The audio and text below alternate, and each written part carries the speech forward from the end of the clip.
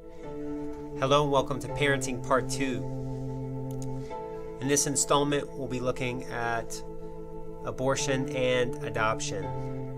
Two very different ends of the spectrum.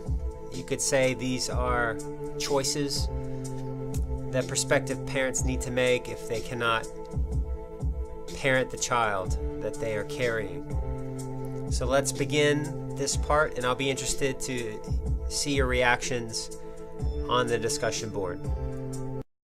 So we define abortion as the removal or expulsion of an embryo, which is a fertilized egg, after 2 to 8 weeks, or a fetus from the uterus before it can survive on its own. So if we see abortion during the first 8 weeks of fertilization, that's embryonic abortion, and then we have fetal. So fetal, once the fetus is in the uterus, we're talking about the length of time fertilization has been going on. Now you have spontaneous abortion, which is a miscarriage within the first 20 weeks. This is just a miscarriage. Induced or elective abortion is the abortion that we're talking about with the political and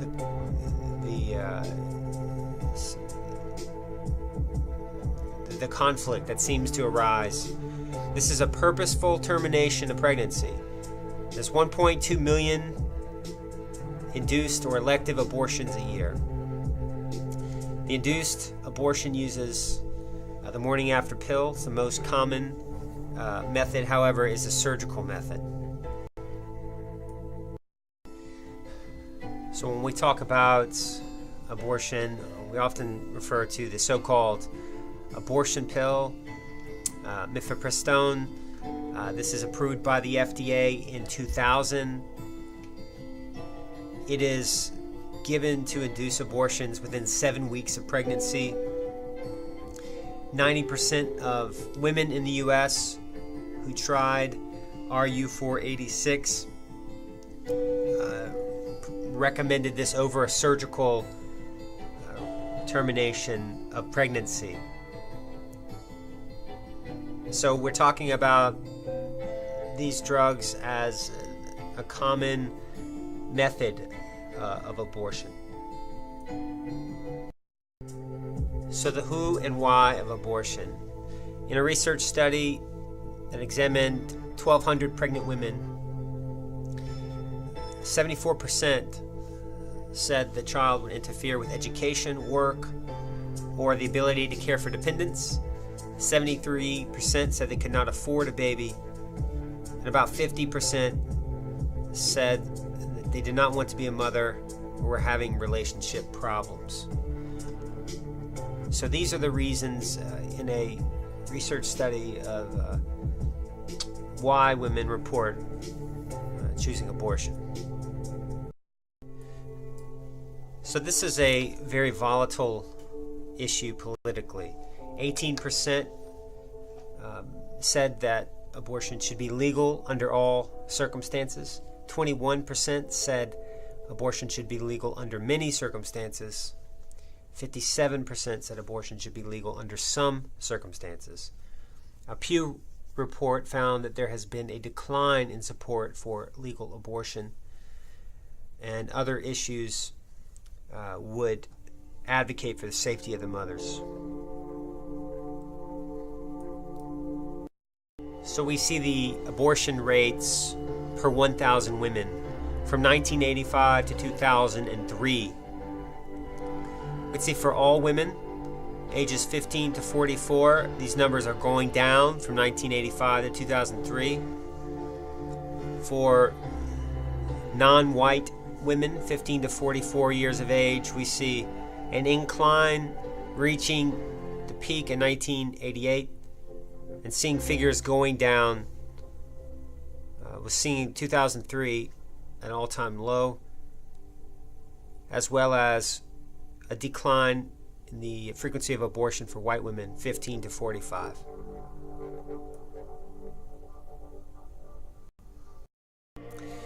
So to the other side of the argument, we have the pro-life advocates.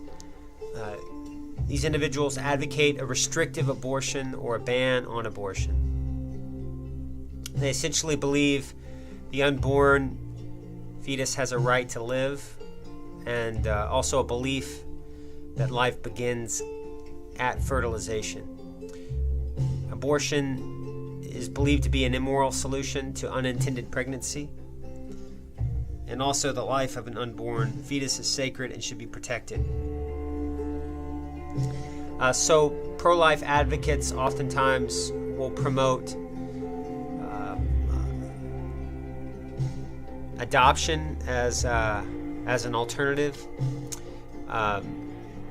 So recently, I think within the past year, the vice presidential debate, Mike Pence and Tim Kaine squared off.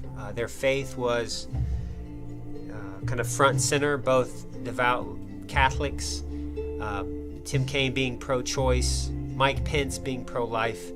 And Mike Pence argued that to be pro-life is to be pro-adoption.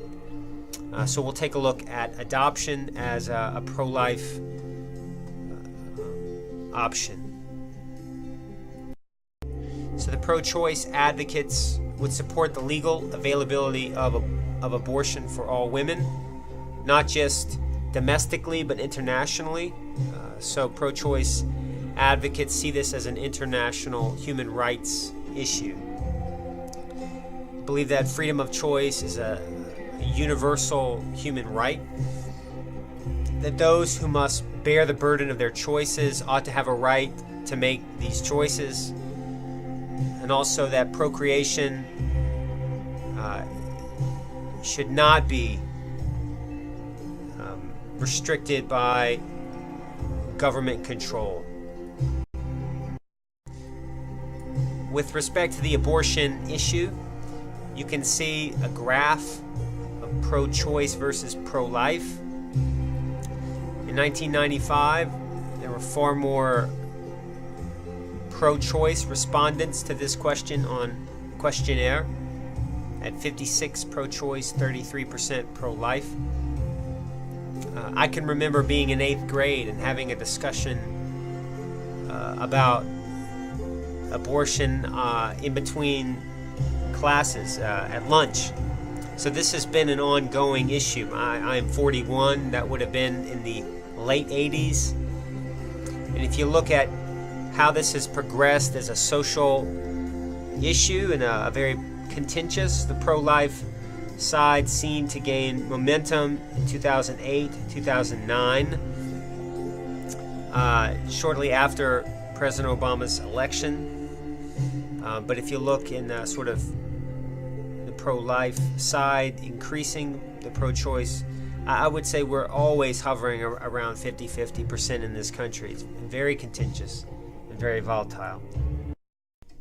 So in terms of alternatives to abortion, safe haven laws or abandoned baby laws allow a person to anonymously and without fear of prosecution leave an unwanted newborn at a hospital, emergency room, force station, or another designated place. So safe haven laws have declined or have decreased rather the frequency of abandoned infants, cases of infanticide. However, the biggest issue is that biological fathers are oftentimes deprived of rights to care for their children, but in reality, you usually see a bigger issue with the mothers. I mean, with abandoned babies, oftentimes the father abandoned these children long before. And I speak from experience. In many cases, these are mothers whose boyfriends have urged them to have abortions. So this is quite common. Perhaps there was no relationship. There was an incidence of a sexual incident where the woman becomes pregnant. She may not know the father. The father is non-existent. So the issue of a biological father being deprived of rights is less of an issue, but it makes the PowerPoint nevertheless. When we talk about infertility, we're talking about a couple who desires to become pregnant and can't. 1/3 of couples find conception difficult. 10 to 15% are unable to ever conceive. But we define it as failure to conceive after 1 year of regular sexual intercourse without contraception, or the inability to carry a pregnancy full term to live birth. And to have a nuanced discussion right on the heels of discussing adoption and abortion, many couples who have dealt with infertility also wrestle with these existential life issues. So, for instance, inevitably they see cases of infanticide or abandoned children. And I have counseled, me and my wife have counseled many couples who have wrestled with infertility, and it's sort of part of life's great irony, why there are really so many couples that want to have kids and can't. And this is not an easy process, and I can say from experience, and I will speak to such through the discussion board. I'd like to hear what you have to say in regards to infertility. So, different types of infertility. First, we see primary. This is a woman who has never conceived in spite of regular sexual relations for a year. Secondary infertility is a woman is previously conceived but is currently unable, even after a year of sexual activity.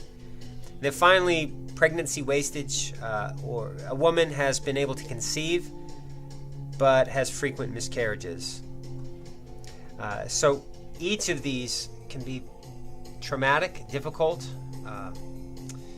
and there are multiple causes, which we will look at next. So in terms of various reasons why couples deal with infertility, the first would be not enough sex. This is not meant to be comical. Sometimes couples are not engaging in intercourse during the right time of ovulation. Conversely, too much sex might keep the sperm count low. And also health problems, stress, underweight, overweight, smoking, or STDs. So parents struggling with infertility have different options. The first would be artificial insemination, by which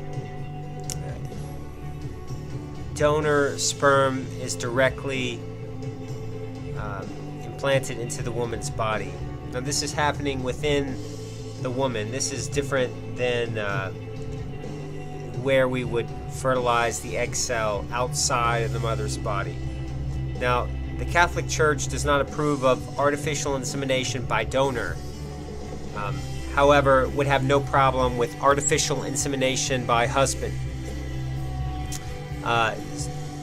So if we look at different assisted reproductive technology, or ART, this is any fertility treatment in which both the egg and sperm are handled. So next we would have treating infertility through hormone therapy. This is using fertility enhancing drugs that stimulate the hormones to produce more eggs. A result here is that there are multiples that can take place. Multiples or multiple births can occur when the mother is releasing several egg cells, which are then fertilized. Hence famous cases like the Octomom. She gave birth to 8 children because of these fertility medications. So artificial insemination should be contrasted with in vitro fertilization. In vitro fertilization has garnered the moniker a test tube pregnancy or test tube babies. So here the egg and sperm are removed from the parents, fertilized outside the body, and then implanted when the mother's uterus is hormonally ready.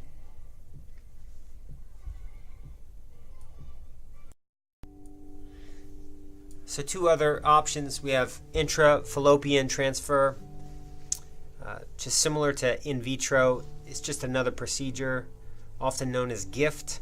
It's the egg and the sperm are collected and then placed inside the woman's fallopian tubes. You have to have Zift, which is the egg and the sperm are collected and placed in a laboratory dish to wait for fertilization, then quickly placed in the fallopian tubes.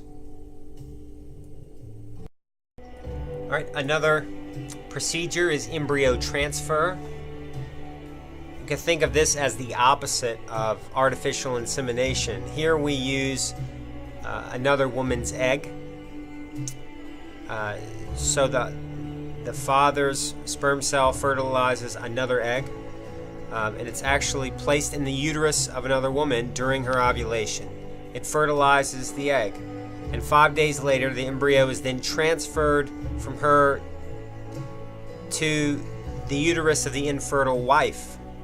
So here the mother delivers a child, and it sort of gives her the experience of vaginal birth. She will still be able to carry the pregnancy and experience giving birth in the traditional way, although it is a non-traditional type of pregnancy. And parents can choose the egg cell or choose the sperm cell in infertility to sort of pick features that are common, and this is sort of part of the process of picking physical features that are similar to the infertile wife or infertile husband. And probably the oldest non-technical way of treating infertility, surrogate mothers or gestational carriers, is a consenting woman who is artificially inseminated and will carry the child through pregnancy, usually charging a fee. These fees may be as high as in the tens of thousands. And the reason why I say this is one of the oldest and sometimes non-technical is because throughout history, handmaidens were used in the event that a mother was infertile in ancient societies, and ancient Hebrew literature speaks of this quite frequently. But modern forms of surrogacy now are where the mother, the biological mother and father, and their fertilized egg cell is then implanted, and the woman carries this to term. Okay, let's define adoption. We define adoption as voluntarily taking the child of other parents as one's own.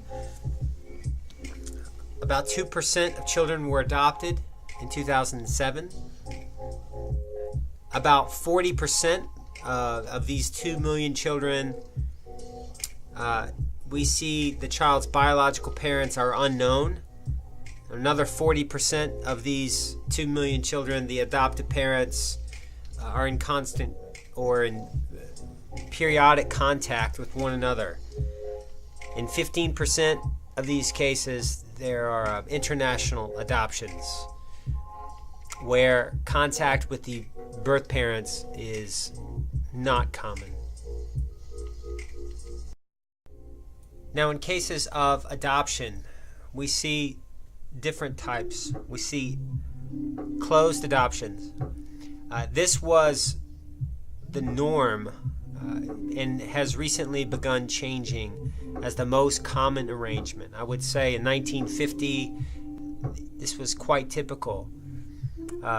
So this is the arrangement in which birth and adoptive parents do not know one another and do not communicate.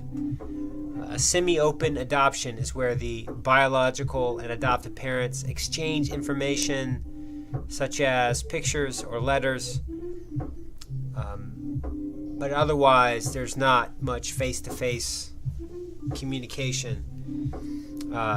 In me and my wife's case, we have chosen semi-open adoptions for our 3 children. We communicate with birth mothers through our adoption agency, which is a private agency. So we will send letters and pictures to our agency, then the birth mothers can access those. But we do not know each other's last names. We do not know each other's addresses as part of the agreement.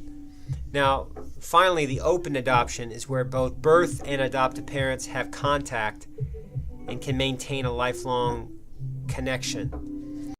In some cases, meetings are scheduled. In other cases, impromptu meetings are acceptable. And so adoption arrangements vary. Now, in terms of who adopts, demographically, usually white, educated, middle class to high income. Adoption costs can range anywhere between $15,000, so somewhere close to the typical medical delivery of a child, right? Vaginal birth could be, or C-section birth with no problems could cost between $10,000 $15,000, right? So adoption costs can be similar, $8,000 to $10,000 on the low end, $20,000 to $30,000 for domestic adoption on the high end. When you start to add international adoption rates, you're looking at $30,000 to $40,000, even $50,000, depending.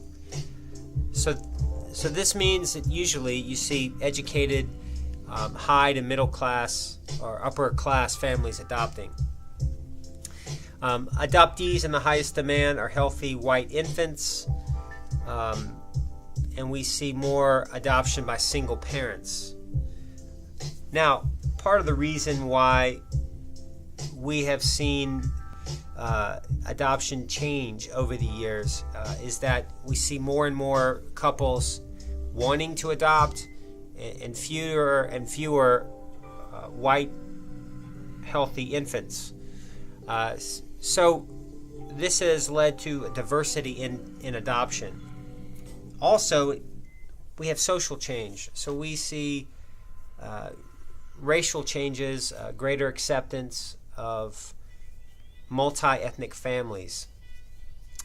Such is the case, me and my wife have both adopted, my wife and I together have adopted transracially. So we have 3 children who are non-white, all born domestically. So these are domestic adoptions. My youngest son's African American, my middle son is biracial, and my oldest daughter is also biracial. I will undoubtedly have a discussion post about this, but basically there's all sorts of discussions that come up in our community, but the long and short of it is this has been a wonderful experience for us. We have not simply adopted across racial lines for financial reasons, but primarily this is how we have expressed a pro-life ethic. This is sort of a way that we have lived out our pro-life conviction, but we've done it by taking care of kids who needed a home. Each of their mothers undoubtedly have or had considered abortion, so we're extremely thankful that our children are in our homes. But there's lots of other kids that need homes. We can look at older youth are difficult to place as well. So children up for adoption as old as 6, 7, 8, 9, 10, and 12. Also, children with special physical needs can also have a difficult time finding a home. Stereotypically, women who surrender their children are more likely to be in their 20s. A high school, college graduate, They still may be dealing with other children, so they may have other kids. They may or may not be married. And they may or may not suffer chronic grief. Interestingly enough, all three of the birth mothers of our adopted children have been roughly around the same age as my wife when we adopted. Not really sure if this is normal, but I think birth mothers oftentimes choose to place their children in homes where they have some connection. And so simple age may be a common factor.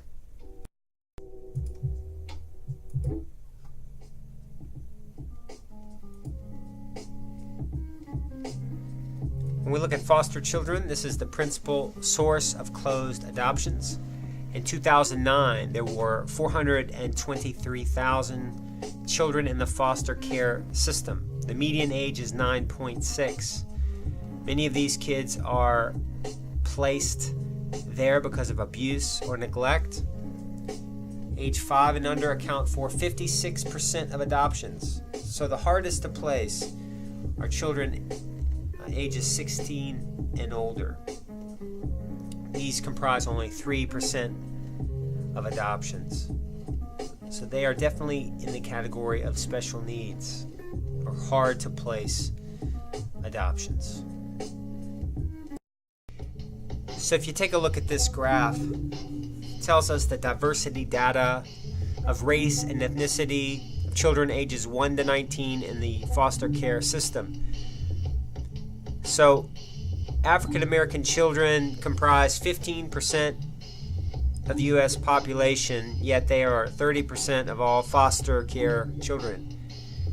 Conversely, Caucasian kids make up 61% of the population, and they are in foster care, make up 40% of the children. So basically what this tells you is that there's more African American children in the foster care system proportionately.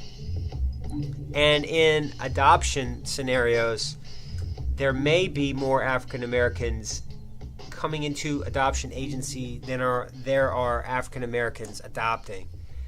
Such was the case for my wife and I. We saw a need and met this need by taking children into our home who did not have the same racial makeup than we did. So we just saw this as a solution to a very logical issue, that there were kids that needed a home, and we were parents who wanted to care for these children. International adoptions vary from year to year and decade to decade. You think of each country as a certain program. So in 2009, 12,000 immigrant visas were issued for orphans coming into the U.S. China, Ethiopia, and Russia are top sources for children. Russia has declined exponentially. There were some high-profile cases, one in particular, that strained relationships between America and Russia. In terms of China, these have declined as well.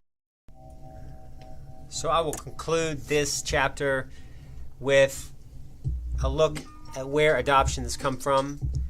As I was talking about in the last slide, China is at the top of the list, but it has been declining since this graph came out in 2009. So more recently, China has discontinued their one-child policy.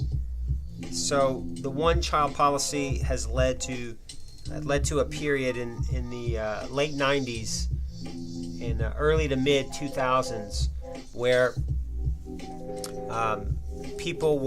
middle-class white folks were going to China frequently. Before China, Russia was sort of the hot placement. In more recent years, I would say from 2009 onward, Ethiopia has become very popular. These are African children directly from Ethiopia, and all of these adoptions, I would say, are fantastic. My wife and I are pro-adoption advocates.